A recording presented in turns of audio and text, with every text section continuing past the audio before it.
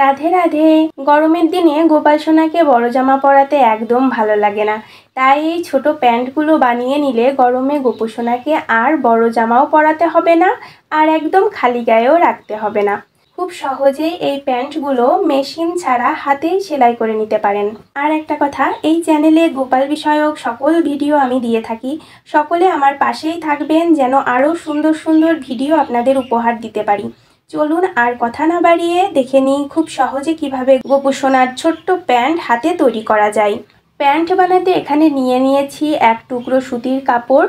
এটাকে এখন 4 ভাঁজ করে নেব। এই বন্ধ সাইড থেকে শুরু করে এভাবে প্যান্টের শেপ দিয়ে নেব। এই যে শেপ দিয়ে নিলাম। এবার কাঁচি দিয়ে কুচকুচ করে দাগ বরাবর কেটে নিচ্ছি। ভিডিওটা কিছু জায়গায় একটু ফাস্ট ফরওয়ার্ড করেছি যাতে অল্প সময়ের মধ্যে সবটা দেখাতে পারি। ভালোভাবে দেখুন, দেখলেই বুঝতে পারবেন। এখন এই থায়ের অংশটা মুড়ে সেলাই করে নেব। দুই সাইডেই ভালো করে সেলাই করে নিচ্ছি। এই প্যান্টগুলো অনেক সুন্দর হয়, গোপালকে পরালেও অনেক সুন্দর লাগবে। এই যে দুই সাইডেই সেলাই করে নিলাম। এখন এই এক সাইডে সেলাই করব আর অপর সাইড খোলা রাখবো। যেহেতু ফিতা লাগাবো তাই এক সাইড খোলাই রাখবো। রাবার দিলে এই সাইডেও সেলাই করতাম। এবার খোলা সাইডের দুই পাশে মুড়ে সেলাই করে নেব। যতটুকু পেরেছি দেখানোর চেষ্টা করেছি। আশা করি ভিডিওটা দেখলেই আপনারা এটা বানিয়ে নিতে পারবেন। এবার ফিতার ঘরটা করে নেব। একদম সহজ সেলাই, জাস্ট আপনারা সোজাসুজি সেলাইটা করে যাবেন। ভিডিওটা দেখলে বুঝতে পারবেন। এই যে সেলাই করে নিচ্ছি। ফিতার ঘরটা এই যে করে নিলাম।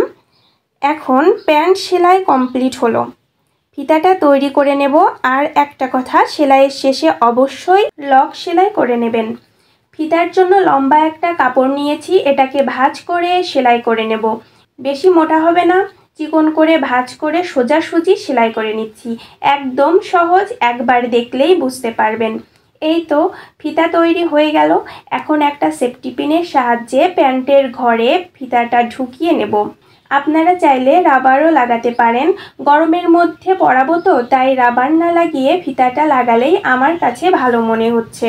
দেখুন খুব সহজেই কিন্তু তৈরি হয়ে গেল গোপু সোনার গরমে পরার জন্য ছোট্ট প্যান্ট। চলুন এখন দেখা যাক এটা গোপু সোনা পরার পর কেমন দেখায়। এই যে চলে এসেছে আমার গোপাল। দেখুন কত সুন্দর লাগছে প্যান্টটা পরে। অবশ্য গোপু সোনা যেটাই পরে সেটাই খুব সুন্দর লাগে। আপনারাও বানিয়ে নিতে পারেন গোপালের জন্য এমন সুন্দর ছোট্ট প্যান্ট। এই গরমের মধ্যে গোপু সোনার গরমও লাগবে না, দেখতেও সুন্দর লাগবে, আর প্যান্টটা পরাতেও খুব সুবিধা হবে। খুব সহজেই পরাতে পারবেন। ভিডিওটি ভালো লাগলে লাইক করে চ্যানেলটি সাবস্ক্রাইব করে দেবেন। আর কমেন্টে রাধে রাধে লিখতে কিন্তু ভুলবেন না। রাধে রাধে, জয় শ্রীকৃষ্ণ।